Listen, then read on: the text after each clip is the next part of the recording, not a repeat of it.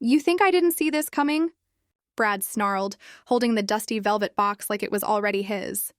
You lasted 30 days, Elena. Big deal. But the jewels were always meant for me. I didn't flinch.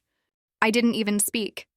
Instead, I opened the crumpled envelope I had hidden in my coat pocket, the one our mother had written with her own hand, marked to be opened only if Elena finishes the challenge.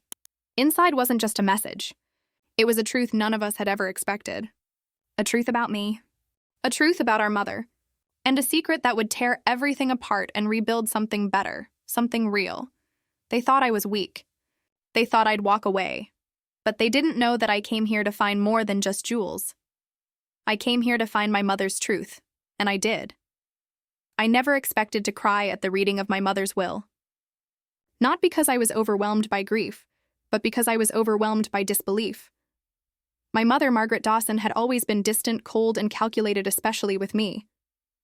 Brad and Haley, my older brother and younger sister, were always her favorites. Brad was the golden boy, already managing part of the family vineyard. Haley was the spoiled dreamer, always talking her way into new cars and old money. And me? I was the disappointment. The artist. The daughter who left the family business to become a high school art teacher in Richmond. The one who never really fit. The day of the will reading, Richmond's summer heat had followed me to Charlottesville, sticking to my skin like a memory that wouldn't fade. I'd worn a simple black dress, nothing fancy, nothing that screamed mourning. My relationship with my mother had been too complicated for that kind of performative grief. Mr. Harold Keene, my mother's longtime lawyer, waited for us in his downtown office. The room smelled of leather and lemon polish, the kind of place where family fortunes shifted hands with the stroke of a pen. Brad sat across from me, scrolling through his phone, his Italian loafers tapping impatiently against the hardwood floor. Haley examined her manicure, occasionally glancing at her watch as if she had somewhere more important to be. When Mr. Keene unfolded the will, I braced myself for the usual, nothing. Instead, he cleared his throat and read, "To my daughter, Elena Dawson, I leave my most precious legacy, my grandmother's emerald family heirlooms, passed down through 5 generations." The room went silent. Brad's phone slipped from his hand. Haley's perfectly sculpted eyebrows shot up in surprise.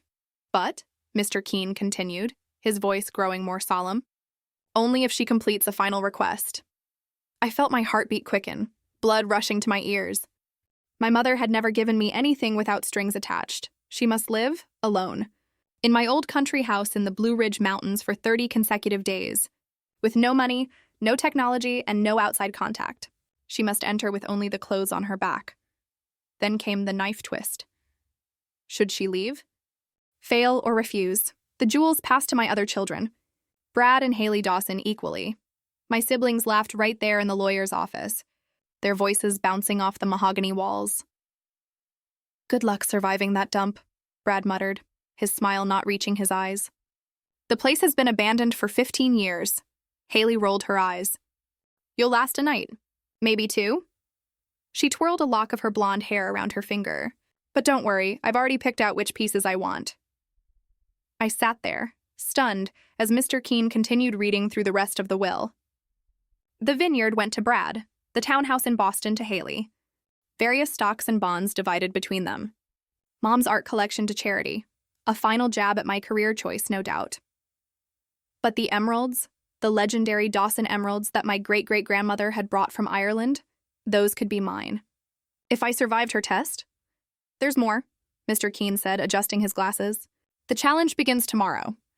Brad and Haley will serve as witnesses, checking once a week to ensure the terms are being followed. And a letter has been left for Elena at the house." "I'll do it," I said, my voice stronger than I felt.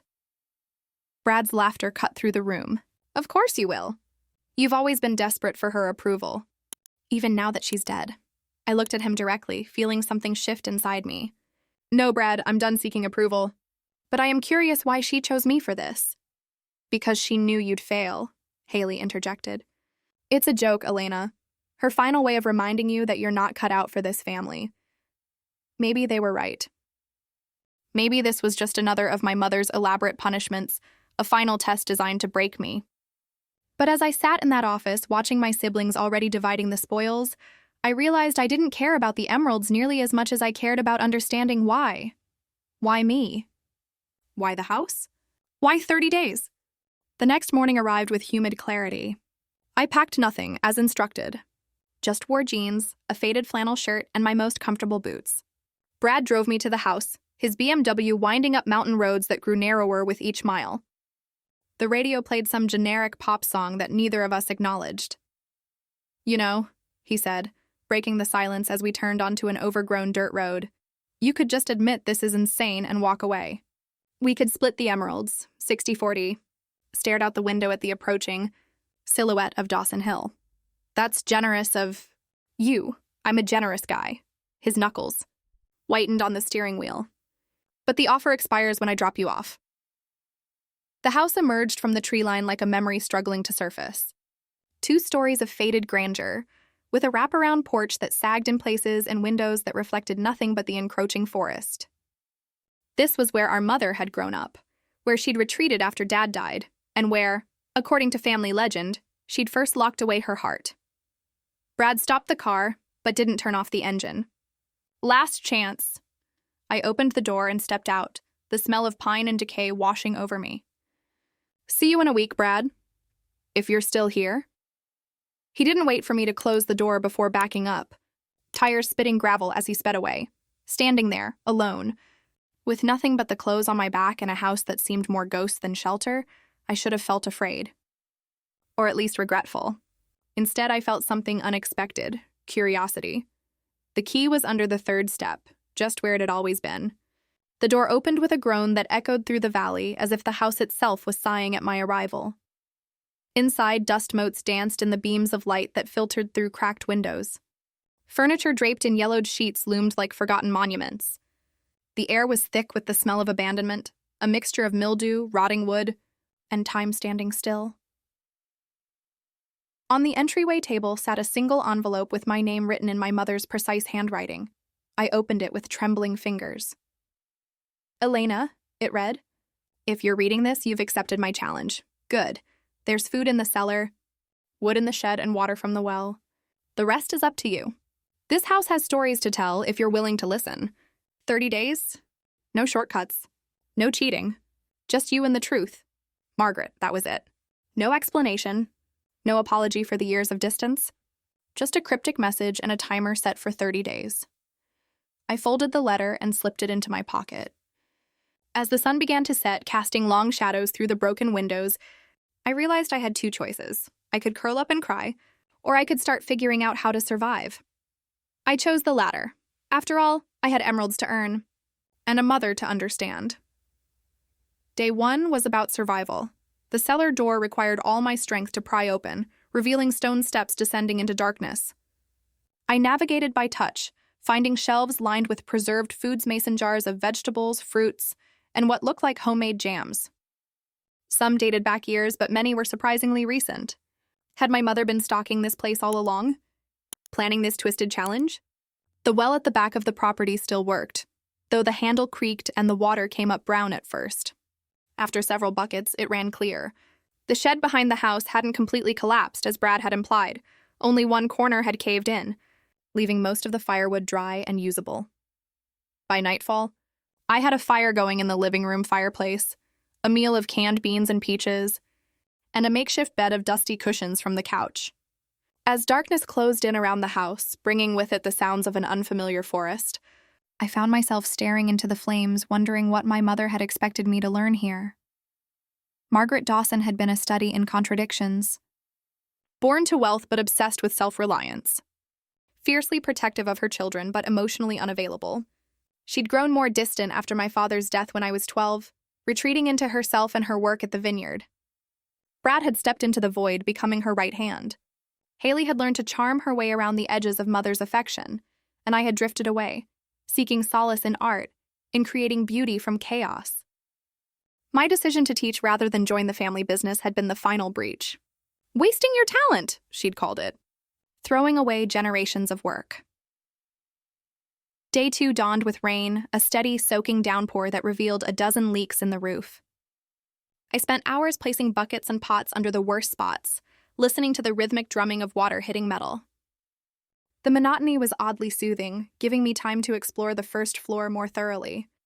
The living room held bookshelves filled with classics, business manuals, and to my surprise, several books on art history. In the study, I found my mother's desk, its surface coated with dust except for a clear rectangle where something had recently been removed. The drawers were locked. It was in the kitchen that I found the first note, tucked inside an old recipe box written on the back of a shopping list. My mother's handwriting, but softer somehow, less controlled. I should have told her the truth about the garden. About what grows there when no one is looking. The garden? I moved to the window, wiping away years of grime to peer out at what had once been my mother's pride. Now it was a tangle of weeds and wildflowers, nature reclaiming what had been meticulously cultivated. What truth could possibly be hidden there? Days 3 and 4 blurred together in a haze of cleaning and exploring. I established a routine: mornings for chores, hauling water, checking food supplies, afternoons for exploration, evenings for reading by firelight. The physical labor was exhausting but oddly satisfying, each ache a reminder that I was surviving. Proving them wrong, I found more notes. Small fragments scattered throughout the house like breadcrumbs. Inside a cookbook. Elena's eyes are just like his. It hurts to look at her sometimes. Between the pages of a Jane Austen novel, I dream of telling her. Every night. But the words stick. Behind a loose baseboard in what had once been my childhood room, some legacies are poisons. Some are cures. How do I know which one I'm passing on? Each note was like a piece of a puzzle I couldn't yet see. My mother, the woman who had never once told me she was proud of me, who had barely acknowledged my art, who had looked at me with something like fear in her eyes, had been keeping secrets. Secrets that somehow involved me. On the 5th day, I finally tackled the garden. Armed with rusty shears I'd found in the shed, I hacked through the overgrowth, following what I could still discern of the original pathways. Near the back, half hidden by a cascade of morning glories, I found a small stone bench. And beneath it, protected from the elements, a metal box. Inside was a journal not old, but recent. The entries dated from just last year. The doctor says 3 months, the first page read. Maybe 6 if I'm lucky. Not enough time to fix what I've broken, but maybe enough time to set the stage for healing. My mother had known she was dying. Had planned all of this during her final months. I read until daylight faded, tears blurring the words on the pages. The journal wasn't a complete narrative, but rather fragments of thoughts, regrets, and plans. References to the test appeared frequently, along with mentions of the truth and what she deserves to know. One entry stood out, dated just 2 months before her death. If Elena passes the test, if she stays, it will mean she's stronger than I ever was. Strong enough to hear the truth. Strong enough to forgive. Strong enough to heal what I've poisoned. The emeralds are nothing compared to what she'll really inherit. I just hope she understands that this isn't punishment. It's the only gift I know how to give. I closed the journal as darkness enveloped the house. Whatever game my mother was playing from beyond the grave, it was more complex than a simple test of endurance. This wasn't just about jewels or proving myself worthy of the Dawson name. This was about a truth my mother had never been brave enough to tell me in life. And I was determined to find it, no matter what it cost me. Day 7 brought my first inspection. Brad's BMW crunched up the gravel drive just after noon, followed by Haley's white Range Rover. I watched from the porch as they emerged, both dressed as if for a casual brunch rather than a trek to an abandoned mountain house. Well, Brad called out, slipping designer sunglasses into his shirt pocket. You've made it a week. I'm impressed. Barely, Haley added, picking her way carefully across the uneven ground in impractical heels. God, this place is even worse than I remembered. I stood my ground as they approached, conscious of my dirty jeans and unwashed hair. A week without modern conveniences had left its mark, but I wasn't about to apologize for it. We need to document your continued presence, Brad explained, pulling out his phone, for legal purposes. And to make sure you're not cheating, Haley added, her smile sharp. No phones? No internet? No deliveries from town? Nothing, I confirmed. Just me in the house. Brad circled the property, taking photos and making notes. Haley remained on the porch, refusing to step inside what she called a tetanus factory. I noticed how neither of them actually really looked at me, as if doing so might force them to acknowledge what I was accomplishing. Found anything interesting? Brad asked casually as he completed his inspection. I thought of the journal hidden under my makeshift bed, of the notes scattered throughout the house like confessions. Just dust and spiders, I lied. His eyes narrowed slightly. You're looking different. No makeup, no shower, I said with a shrug. Does wonders for the complexion? But that wasn't what he meant, and we both knew it. There was something changing in me, something beyond the physical adaptations to my new circumstances. A stillness, a certainty, the beginnings of a strength I hadn't known I possessed. 23 days to go, Haley sing-songed from the porch. Hope you don't go crazy out here all alone. People do, you know. Isolation does things to the mind. I'll manage, I said. Before leaving, Brad handed me a small paper bag. Mom's lawyer said we should give you this today. Part of her instructions. Inside was a single key, old and ornate, the kind that might open a jewelry box or a diary. Any idea what it's for? I asked. Brad shrugged. Not my problem. I'm just following instructions. After they left, their vehicles stirring up dust that hung in the air like lingering doubt, I examined the key more carefully. It wasn't for the desk drawers, too ornate, too old. It belonged to something special, something hidden. That night, I dreamed of my mother. Not the stern, businesslike woman of my adulthood, but the mother of my early childhood, the one who had once taught me to paint watercolor sunsets on the very porch I now called home. In the dream, she was trying to tell me something, her voice drowned out by the sound of falling rain. I woke with tears on my face and a sudden, certain knowledge of where to look. My mother's bedroom had been the one place I'd avoided exploring. Her private space had always been off limits when she was alive, and something about that prohibition had lingered even in her absence. But as dawn broke on day 8, I finally crossed that threshold. The room was surprisingly sparse, a queen-sized bed with a simple iron frame, a dresser, a bedside table, and a small writing desk beneath the window. No personal touches, no photographs, nothing to suggest the woman who had slept here for so many years. Except, I realized as I moved deeper into the room, there was something. Hanging on the wall opposite the bed was a small painting, a watercolor of Dawson Hill in springtime, the garden in full bloom, the house standing proud against a backdrop of mountains. I recognized the style immediately. It was mine. A painting I'd done in high school, one I thought had been lost or discarded years ago. My mother had kept it. Not just kept it, she'd framed it, hung it where it would be the first and last thing she saw each day. My hands trembled as I lifted the painting from the wall, turning it over to find my teenage signature in the corner. And behind the frame, taped to the backing, was a small envelope. Inside, another key. 2 keys, 2 locks. The puzzle was deepening. The first key, I discovered after hours of searching, fit a small jewelry box hidden in the false bottom of my mother's dresser. Inside was not jewelry, but photographs, dozens of them, showing me throughout my childhood and adolescence. Me painting. Me at school performances. Me graduating college. Moments I never knew my mother had witnessed or cared about. And beneath the photos, a note. The second key opens the truth. By day 10, I had searched every inch of the house without finding the lock that matched the second key. My frustration mounted with each failed attempt, driving me to more desperate measures. I pried up floorboards, checked inside air vents, even climbed into the partially collapsed attic, risking splinters and rusty nails. Nothing, until the storm. It came on day 12, a violent summer thunderstorm that shook the old house to its foundations. Wind howled through broken windows, rain pounded the leaky roof, and lightning illuminated the rooms in stark, terrifying flashes. I huddled by the fireplace, watching as new leaks formed, water streaming down walls and pooling on the warped wooden floors. One particularly fierce gust of wind tore a shutter from the study window, sending it crashing to the floor.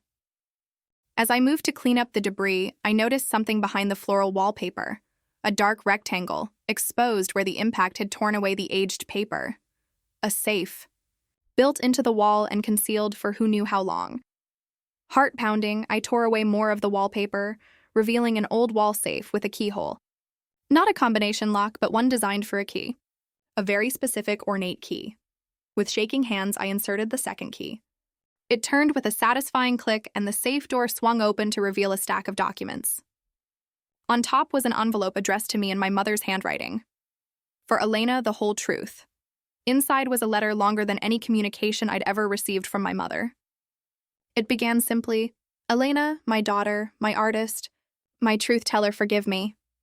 I read through tears as lightning continued to flash outside, illuminating words that rewrote my entire understanding of my family, my mother, and myself. The truth was both simpler and more complex than I could have imagined.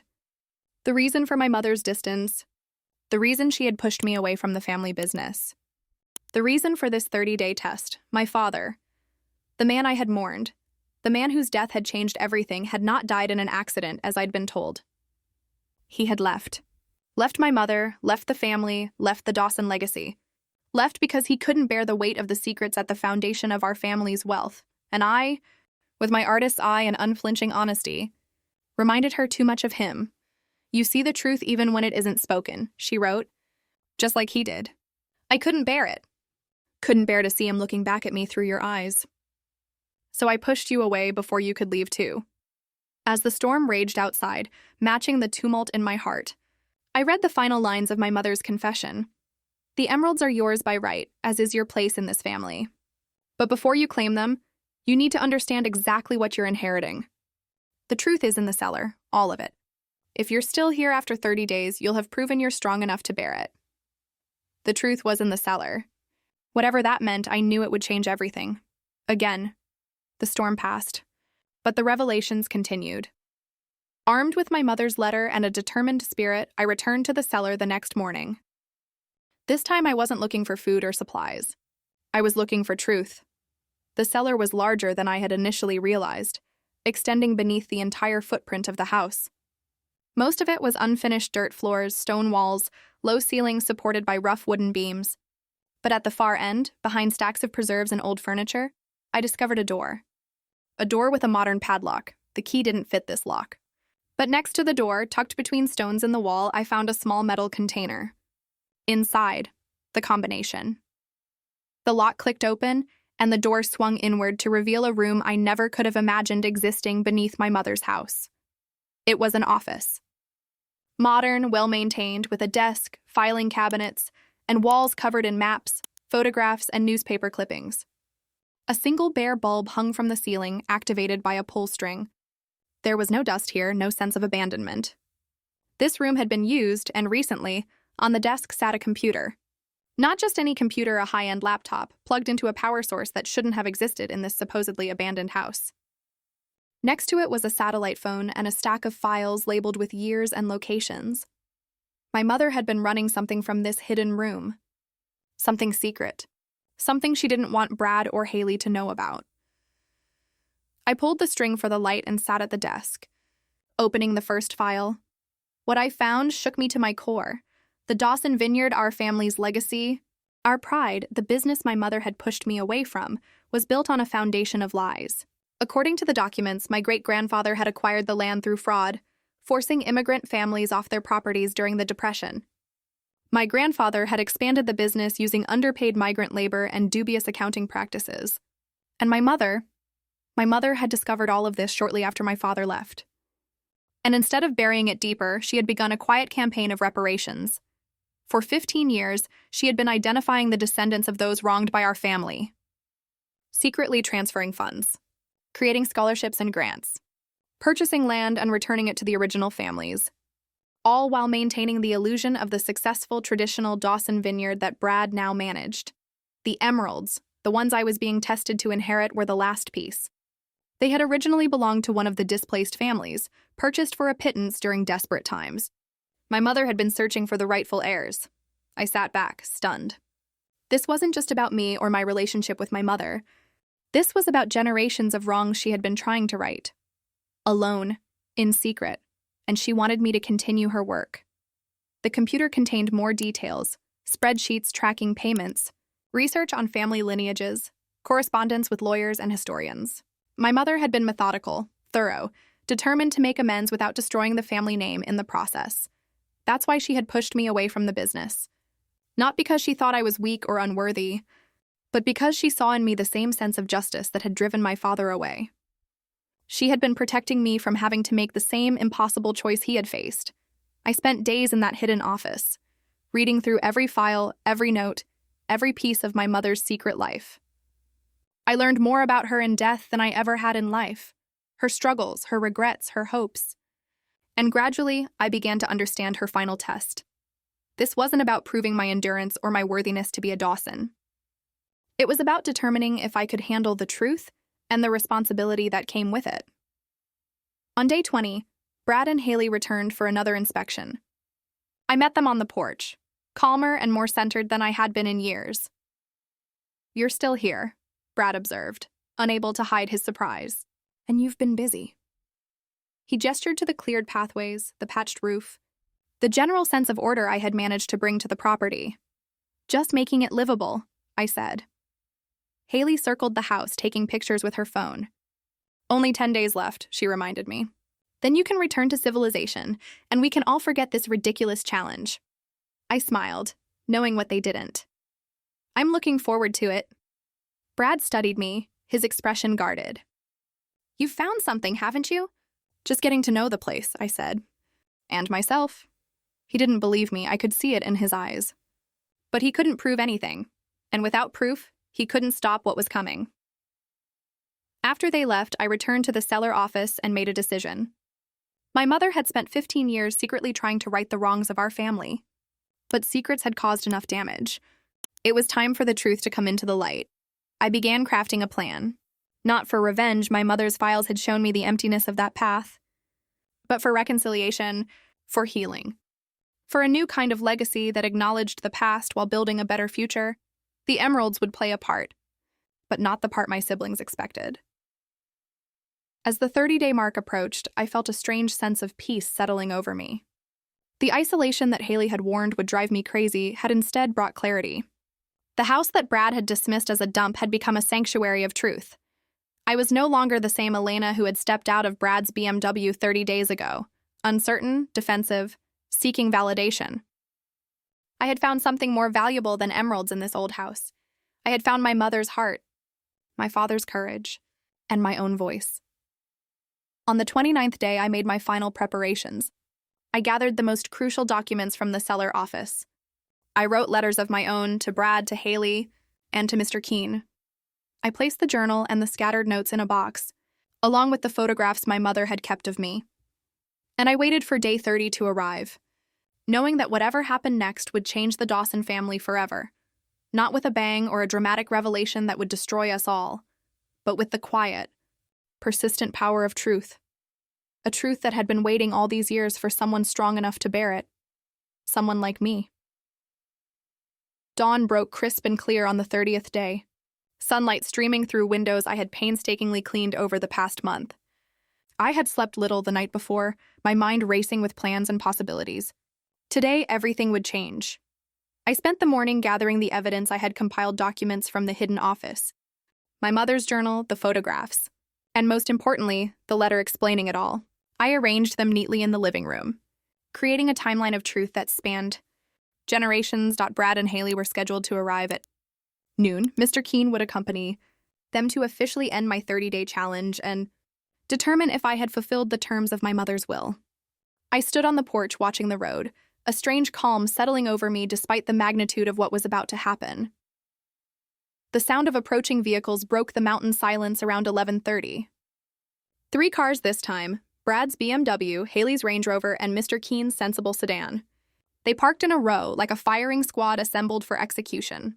Only this time, the truth would be doing the shooting. "Well, I'll be damned," Brad said as he stepped out, adjusting his designer sunglasses. "You actually made it." Haley emerged more slowly, her expression a careful mask of indifference that couldn't quite hide her disappointment. 30 days of playing pioneer. Congratulations." Mr. Keene approached with the measured steps of a man who had witnessed countless family dramas unfold in his office. "Ms. Dawson," he greeted me formally. "You've completed your mother's challenge. Impressive." "Thank you," I said, standing my ground on the porch. "Would you all like to come inside?" "I've prepared some iced tea," Brad laughed. "Iced tea? Really embracing the country lifestyle, aren't you?" But they followed me in, their footsteps echoing on the wooden floors I had scrubbed clean of decades of dust. The house no longer felt abandoned, it felt alive, breathing with secrets ready to be released. In the living room. Their eyes immediately went to the display I had created, documents arranged chronologically, photographs placed strategically, the journal open to key passages. What is all this? Haley asked, her voice suddenly tight. This, I said quietly, is our family's true legacy. For the next hour, I guided them through the evidence, explaining what I had discovered about the Dawson Vineyard's origins, about our great-grandfather's fraud, about the generations of wrongdoing that had built our family fortune. I showed them the records of my mother's secret reparations, 15 years of quiet atonement. Brad's face darkened with each revelation. This is absurd, he finally exploded. You've been alone too long, fabricating conspiracies. Mom would never— It's all here, Brad, I interrupted, handing him the journal. In her own handwriting. She didn't want to burden you with it. She thought she could fix it alone. Fix what? Haley demanded, her perfect composure cracking. There's nothing to fix. We're a respected family. The vineyard is successful. Why would she— Because it was built on lies, I said simply. And she couldn't live with that anymore. Neither could Dad. Mr. Keene had remained silent throughout my presentation, his expression unreadable. Now he cleared his throat. This complicates matters. No, it doesn't, Brad snapped. This changes nothing about the will. Elena completed the challenge. She gets the emeralds. The rest of this delusion, is irrelevant. Actually, I said, there's more. I handed Mr. Keene the envelope I had found in the wall safe. This is a second will. More recent than the one you read to us. The lawyer opened it, his eyebrows rising as he scanned the document. This appears to be properly executed, he said slowly. And it is indeed dated after the will we previously discussed. What does it say? Haley demanded. Mr. Keene adjusted his glasses. It names Elena as the sole inheritor of the emeralds, as expected given her completion of the challenge. But it also grants her controlling interest in Dawson Vineyards. Brad's face went from red to white. That's not possible. The vineyard is mine. Mom promised. Additionally, Mr. Keene continued, it establishes a trust for the purpose of continuing the reparation payments Mrs. Dawson had initiated, with Elena as trustee. The room fell silent, the weight of generations of secrets pressing down on all of us. Finally, Brad's control shattered. You think I didn't see this coming? He snarled, moving to the table where I had placed the velvet box containing the emeralds delivered by Mr. Keene that morning. He snatched it up, holding it like it was already his. You lasted 30 days, Elena. Big deal. But the jewels were always meant for me. I didn't flinch. I didn't even speak. Instead, I opened the crumpled envelope I had hidden in my coat pocket, the one our mother had written with her own hand, marked to be opened only if Elena finishes the challenge. There's one more thing you should know, I said quietly. About the emeralds. I handed the letter to Mr. Keene, who read it aloud. The emeralds, my mother had written, never belonged to our family. They were taken from the Riveras during the Great Depression. A family pushed off their land to make way for our vineyard. Elena, if you're reading this, you've proven yourself strong enough to do what I could not. Return them to their rightful owners. The Rivera's descendants now live in Charlottesville. Miguel Rivera teaches music at the community college. This final act will complete what I started but could not finish. Brad lunged for the letter, but Mr. Keene held it away from him. This appears to be your mother's express wish, the lawyer said firmly. This is insane, Brad hissed. You're giving away a family heirloom worth hundreds of thousands of dollars to strangers? I looked at my brother, really looked at him, and saw not the confident businessman, but a frightened boy clinging to a false identity. They're not family heirlooms, Brad, I said gently. They were never ours to keep. And what about the vineyard? Haley asked, her voice small. Are you going to give that away too? I shook my head. No, but I am going to transform it. Make it something we can actually be proud of. Something built on honesty instead of lies. I want you both to be part of that. Why would we help you destroy our family's legacy? Brad demanded. Because it's not just about us anymore, I said. It's about making things right. And because Mom believed we could be better than our past. Mr. Keene cleared his throat. If I may, the second will is quite clear about Ms. Elena's control of the vineyard. However, it does not exclude either of you from employment or partial ownership. It simply places final decision-making authority with Elena. Brad turned away, his shoulders rigid with fury or grief, perhaps both. Haley stood frozen, mascara tracking down her cheeks as she processed the revelation that our family's golden image had been built on a foundation of sand. I know this is a shock, I said, moving toward them. It was for me too. But we have a chance to do something extraordinary here. To heal not just our family, but the wounds our family caused. You expect us to just accept this? Brad asked, his voice raw. To throw away everything we thought we knew? No, I said honestly. I expect it will take time. But I'm hoping you'll try. For Mom's sake. For our sake. Haley wiped her eyes, smearing expensive makeup across her face. What happens now? Now, I said, we return the emeralds. Together, if you're willing. And then we start building something new. The next day, the three of us sat in Miguel Rivera's modest living room, the velvet box open on his coffee table. The elderly music teacher stared at the emeralds in disbelief as I explained their history and our mother's quest for atonement. Your family has been looking for us? He asked, his accent still strong despite decades in Virginia. My mother was, I clarified. For years. She wanted to make things right. He touched the emeralds gently, reverently. These belonged to my grandmother. She always told stories about them, but we thought they were just fairy tales. Brad and Haley sat silently beside me, watching as decades of history came full circle.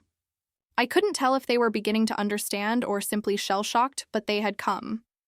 It was a start. As we left Miguel's home, the weight of the emeralds gone, but something more valuable gained, Brad finally spoke.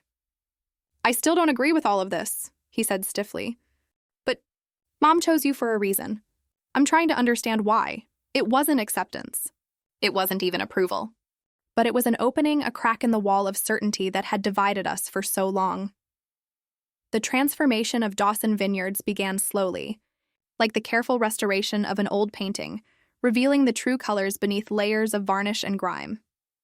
1 month after our discovery, I moved back to Charlottesville permanently, taking up residence in a small cottage on the vineyard property.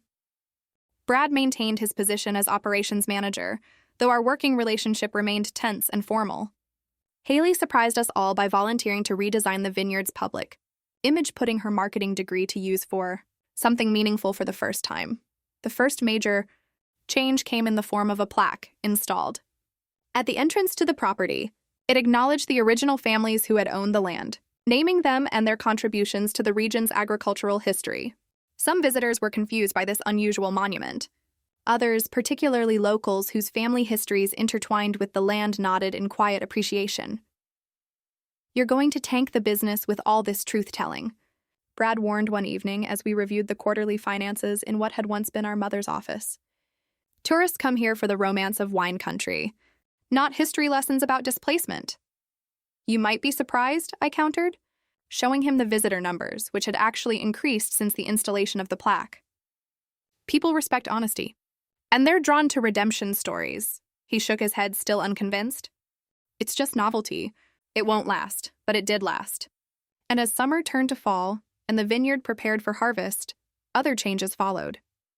We established the Dawson Foundation for Community Heritage, funded by 10% of the vineyard's profits.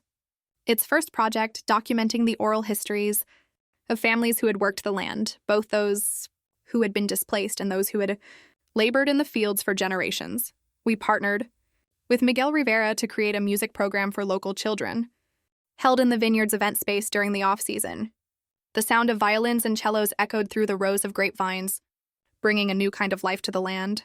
And we began searching for other descendants, other families who deserved restitution, acknowledgement, or simply the return of items that had been taken. Some, like the Riveras, were easy to find. Others required extensive research, DNA testing, genealogical investigations that spanned continents. Each discovery brought its own challenges, its own rewards. Some families wanted nothing to do with us, viewing our attempts at reconciliation with justifiable suspicion. Others embraced the opportunity for closure, for connection, for healing old wounds. Through it all, I continued to live in two worlds, managing the vineyard's transformation by day and returning to the mountain house on weekends to continue my exploration of my mother's hidden life. Each visit revealed new layers of her secret work, new dimensions to the woman I had never truly known in life. Brad and Haley rarely joined me at the mountain house, preferring to distance themselves from the physical reminder of how our family narrative had been upended. But on a crisp October day, 6 months after the end of my 30-day challenge, Brad's BMW appeared on the dirt road, kicking up dust and fallen leaves as it approached. I watched from the porch, curious and cautious. We had established a working relationship, but the emotional distance between us remained vast and seemingly unbridgeable. He emerged from the car looking uncharacteristically casual in jeans and a flannel shirt, an outfit so similar to what I had worn during my 30 days that I wondered if it was deliberate. Nice to see you embracing the country lifestyle, I said. Echoing his words from months before, he almost smiled. I figured if I was coming up here, I should dress appropriately. I led him inside, where the house had continued its transformation under my weekend care. New curtains, repaired floors, walls freshly painted in warm colors that brought light into spaces that had been shrouded in shadow for too long. You've been busy, he observed, running a hand along a refinished banister. It helps me think, I said. Physical work has a way of clearing the mind. He nodded, following me into the kitchen where I put on a kettle for tea. For several minutes, we moved in awkward silence. Two siblings who had grown up in the same house but now found themselves strangers in a shared legacy. Finally, Brad spoke. I found something at the vineyard. In Mom's old files. He pulled a folder from his jacket. I thought you should see it. Inside was a series of photographs, not old ones, but recent. Me at various art shows in Richmond. Me with my students. Me, painting alone on the porch of my apartment. She was keeping tabs on you, Brad said quietly. All those years you thought she didn't care about your art. She was following your career from a distance. I touched the photographs gently, a fresh wave of grief washing over me. Why couldn't she just tell me? Why all the secrets? Brad leaned against the counter, arms crossed defensively, his default posture whenever emotions threatened to breach his carefully constructed walls. I've been asking myself the same question. About a lot of things. The kettle whistled, giving me a moment to compose myself as I prepared 2 mugs of tea. When I handed one to Brad, our fingers brushed briefly, the most physical contact we'd had in years. I've been thinking about Dad too, he said, staring into his mug, about why he left. If he knew about all of this? According to Mom's journal, he discovered some of it, I said. Not everything, but enough to realize the vineyard wasn't what he thought it was. When he confronted her, she couldn't deny it, but she wasn't ready to do anything about it either. So he left. And she punished you for reminding her of him. Brad's voice held a new note, not quite sympathy, but perhaps understanding. I don't think she saw it as punishment, I said slowly. I think, in her own way, she was trying to protect me from having to make the same choice he did. By keeping me away from the vineyard, she was giving me the freedom to be something different, something better. Brad took a long sip of his tea, his expression thoughtful. You know, for what it's worth, I think she was right about one thing. What's that? You were the right choice for this. He gestured vaguely, encompassing the house, the vineyard, the complicated legacy we were now navigating together. I wouldn't have had the courage to do what you're doing. I would have buried those files and kept the status quo. It was the closest thing to approval, to respect that Brad had ever offered me. I accepted it for what it was, not an apology, not a reconciliation, but a beginning. Thank you for bringing these, I said, indicating the photographs. And for coming up here. I know it's not easy, he nodded, finishing his tea in silence. As he prepared to leave, he paused at the door, looking back at the house with an expression I couldn't quite read. You know what's strange? He said. I hated this place as a kid. Thought it was boring, primitive, beneath us. But now, I can almost see why Mom loved it. There's something real about it, I smiled. You're welcome here anytime. He nodded again, not committing but not refusing either. As his car disappeared down the mountain road, I felt something shift between us, a loosening of old resentments, a tentative step toward something new. That night, I sat on the porch, wrapped in a quilt against the autumn chill, and wrote in my own journal, a habit I had adopted during my 30 days, and continued as a way of processing the ongoing revelations about my family. Today, I wrote, I realized that Mom's test wasn't just about whether I could survive 30 days in this house. It was about whether I could survive the truth. Whether any of us could. The jury's still out on that one, but for the first time, I'm hopeful. Not just for myself, but for Brad and Haley too. Maybe even for the Dawson name. I closed the journal and looked up at the stars. brighter here than anywhere else I'd ever been. In the darkness of the mountain night, I felt my mother's presence, not as the stern, distant figure of my childhood, but as the complex, flawed, courageous woman I was only now beginning to understand. "I'm trying, Mom," I whispered to the stars. "I'm trying to make it right." And somewhere in the rustling of leaves and the distant call of a night bird, I almost heard her answer. 1 year after my 30-day challenge, Dawson Vineyards hosted its first Heritage Festival, a celebration not just of wine, but of the land's complex history and the diverse families who had shaped it. The event had been Haley's idea, surprisingly enough. After months of reluctant participation in our family's transformation, she had finally found her place in the narrative we were rewriting. "We need to stop treating the past like a dirty secret," she had argued during one of our weekly strategy meetings. "If we're going to own our history, let's really own it. Make it visible. Make it a conversation." The festival grounds stretched from the main vineyard buildings to the edges of the property, with booths representing different eras of the land's history.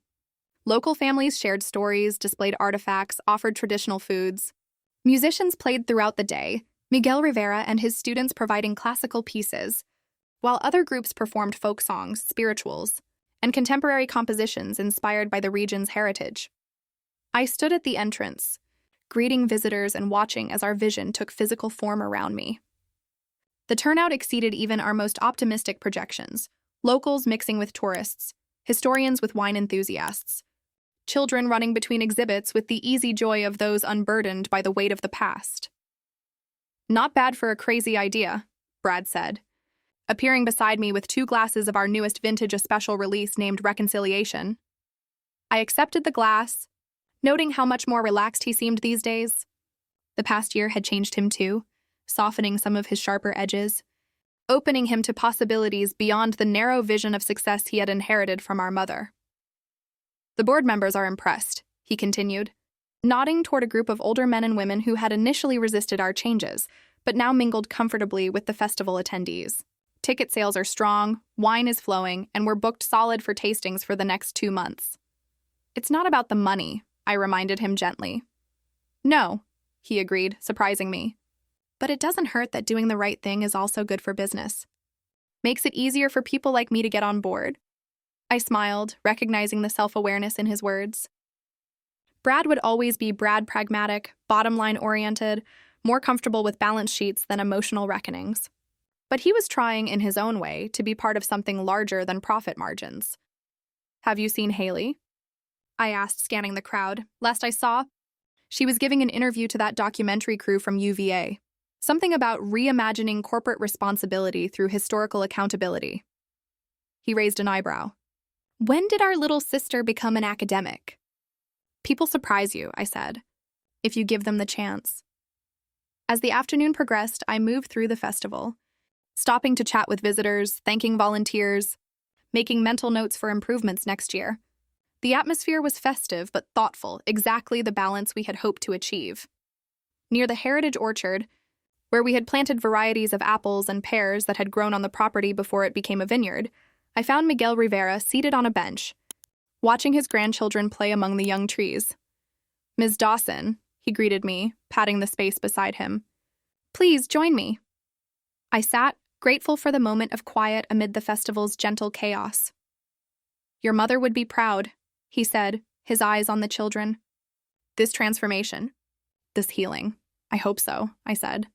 "Sometimes I still feel like I'm guessing at what she would have wanted." He nodded slowly. When my grandmother spoke of the emeralds, she never talked about their value, only about what they represented: family continuity, cultural memory, roots that could not be severed even when the trees above ground were cut down. He turned to me, his eyes kind but penetrating. "The physical objects were returned to us. But you have done something much more valuable. You have restored context, meaning, connection." "It doesn't undo what was done," I said quietly. "No," he agreed. "Nothing can, but acknowledgement is its own kind of healing." As the sun began to set, casting long shadows across the festival grounds, we gathered everyone for the closing ceremony. Standing on a small stage erected near the vineyard's oldest vines, I found myself facing hundreds of expectant faces, people whose histories intertwined with ours in ways both beautiful and painful. Thank you all for being part of this day, I began. A year ago, I discovered that the story I'd been told about my family wasn't the whole truth. That discovery could have been devastating, and in some ways it was. But it also opened a door to a more honest future. I gestured to the festival around us. This is just the beginning of that future. A future where we acknowledge the full complexity of our shared history. Where we recognize that healing doesn't mean forgetting, but remembering more completely. As I spoke, I noticed a figure at the back of the crowd, a man in his 60s with silver hair and familiar eyes. My heart stumbled in my chest as recognition dawned. My father. The man who had left our family when the weight of its secrets became too heavy to bear. The man whose absence had shaped so much of my life. Our eyes met across the distance, and he nodded slightly. An acknowledgement, perhaps even an approval. By the time I finished my speech, he had disappeared again, like a ghost who had delivered his message and returned to whatever life he had built away from us. I didn't mention the sighting to Brad or Haley. Some revelations needed time, and we had all experienced enough upheaval for 1 year. But I carried the moment with me, another piece of the puzzle slotting into place. That night, after the festival had ended and the grounds were quiet again, I returned to the mountain house. In the year since my challenge, I had continued the restoration, transforming it from a crumbling relic into a true home. The leaky roof had been replaced, the broken windows repaired, the garden partially reclaimed from the wilderness that had overtaken it. I sat on the porch, wrapped in a quilt against the autumn chill, and opened my mother's journal to an entry I had read many times. I wonder if Elena will understand when the time comes. That sometimes love looks like distance. That sometimes protection means keeping secrets. That sometimes the greatest gift you can give is the truth, even when that truth hurts. For the first time, I thought I did understand. Not completely, I doubted I ever would, but enough to feel a fragile peace with the complicated woman who had been my mother.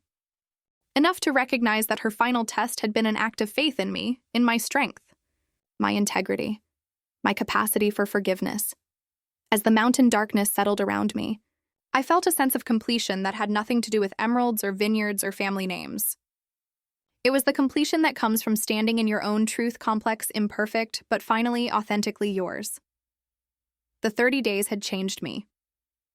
But it was what came after the hard work of reconciliation, of rebuilding, of reimagining what family could mean that had truly transformed me. And in that transformation, I had found something more valuable than any inheritance. I had found myself. 2 years to the day after I first stepped into Dawson Hill, with nothing but the clothes on my back, I hosted a private gathering at the mountain house. The restoration was complete now, not to its original grandeur, but to something warmer, more welcoming, more honest.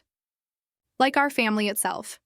Brad arrived first, bringing a case of reconciliation wine and a tentative smile.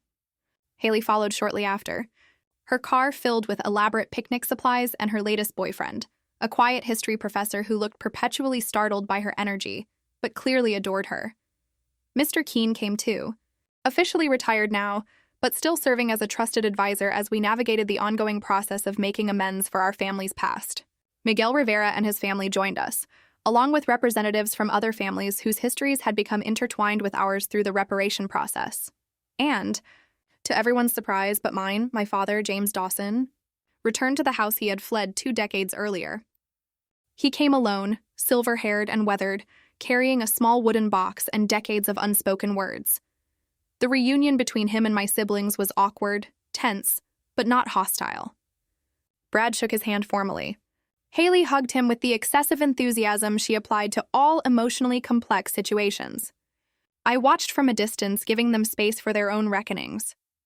Later, as evening approached and our guests spread across the property, some exploring the restored garden, others gathering on the porch with glasses of wine, my father found me in the kitchen, preparing a tray of desserts. You've done something remarkable here. Elena, he said, his voice familiar and strange all at once. With the house. With the vineyard. With the family. I continued arranging cookies on a plate, not quite ready to face him directly. I had help. Yes, he agreed. But it started with you. With your courage to face what I couldn't. I turned then, studying the face that had been absent from family photographs for half my life. Why did you come back now? He set the wooden box on the counter between us. Because it was time. Because I saw what you were doing with the vineyard, with the foundation, and because I have something that belongs to you." He opened the box to reveal a simple gold band with a small emerald, nothing like the elaborate jewels I had returned to the Rivera family, but somehow more meaningful. "This was your great-grandmother's wedding ring," he explained. "Not part of the stolen collection. One of the few things in our family truly earned through honest work." He pushed the box toward me. "Margaret wanted you to have it. She gave it to me before I left, made me promise to return it to you when the time was right." I touched the ring gently, feeling its weight, not just physical, but historical. "She knew you would come back someday." "She knew I would try," he corrected. "Margaret understood me better than I understood myself. She knew I couldn't stay and be complicit. But she also knew I wouldn't be able to stay away forever." "Did you know?" I asked. "About what she was doing? The reparations?" He shook his head. "Not until recently. I saw the Foundation's website, read about the projects. I recognized her handwriting all over it, and yours." His eyes, so like mine, held a mixture of regret and pride. If I had known back then, maybe I would have stayed. Helped her carry that burden? "She wasn't ready to share it," I said, understanding now in a way I couldn't have before my 30 days at Dawson Hill. She had to find her own way to the truth. We all do. Outside, laughter drifted through the open windows, Brad telling a story, Haley's distinctive giggle rising above the general conversation. "The sounds of family, imperfect but present. Will you stay?" I asked, not specifying whether I meant for the evening or for longer. "For tonight," he said. "After that? I'd like to be part of what you're building. If there's a place for me." "There's always been a place for you," I said, "even when you weren't in it." We joined the others on the porch, the awkwardness of our reunion softened by the gathering darkness and the gentle buzz of conversation. As night fell completely, someone suggested a bonfire, and soon we were all seated around flames in the cleared area that had once been my mother's garden. The firelight cast dancing shadows on our faces, illuminating new lines, new expressions, new possibilities. Brad, relaxed in a way I had rarely seen him, one arm around his fiancée, a local teacher he had met through the Foundation's educational programs. Haley animated as she described plans for expanding the Heritage Festival next year. My father, quiet but present, his eyes occasionally meeting mine across the flames with a look of cautious hope. As the evening deepened and conversations quieted, I found myself thinking about the journey that had brought us all to this moment. Not just my 30 days in this house, but the generations of choices, some flawed, some courageous, that had shaped our family's path. The emeralds were gone now, returned to their rightful owners. But something more valuable had taken their place. Truth, understanding, the possibility of redemption. "I'd like to make a toast," I said, raising my glass. The group quieted, faces turning toward me in the firelight. "To my mother, Margaret Dawson, who taught me that the most valuable inheritance isn't jewels or land or even a name. It's the courage to face the truth and the strength to make it right." Glasses were raised, the simple words "to Margaret" echoing around the circle. In that moment, I felt her presence more strongly than I had since her death, not as a ghost, but as a continuation, a thread woven through all of us gathered there. Later, as guests began to depart and the fire burned down to embers, I stood on the porch watching headlights wind down the mountain road. Brad and Haley had decided to stay the night. Along with my father, the first time in decades that all remaining Dawsons would sleep under the same roof. "You know," Brad said, joining me at the railing, "when Mom's will was read, I thought her challenge was cruel. A final way to exclude you, to set you up for failure. And now?" I asked. "Now I think it might have been the most loving thing she ever did." He looked out at the darkness. His profile softened in the porch light. "She gave you the one thing you needed most. The truth?"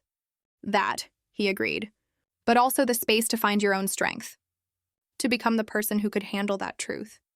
Inside, I could hear Haley and my father talking quietly, their voices a gentle murmur beneath the chirping of crickets and the rustle of wind through trees. The house felt alive with possibility, not just a repository of secrets, but a container for new beginnings. I touched the emerald ring on my finger, my true inheritance from a woman I was only now beginning to understand. Not a test or a punishment, but a gift. The gift of truth, hard-won and precious. The 30 days had ended, but the journey they began continued. A journey of reconciliation with my family, with our past, with the complex legacy we had inherited and were now transforming. As I turned to join the others inside, I whispered a silent thank you to my mother. For the challenge that had seemed impossible, for the truth that had seemed unbearable, for the faith she had placed in me when she no longer had the strength to carry her burden alone. You don't inherit love, I realized. You build it one truth at a time, and that was a legacy worth passing on.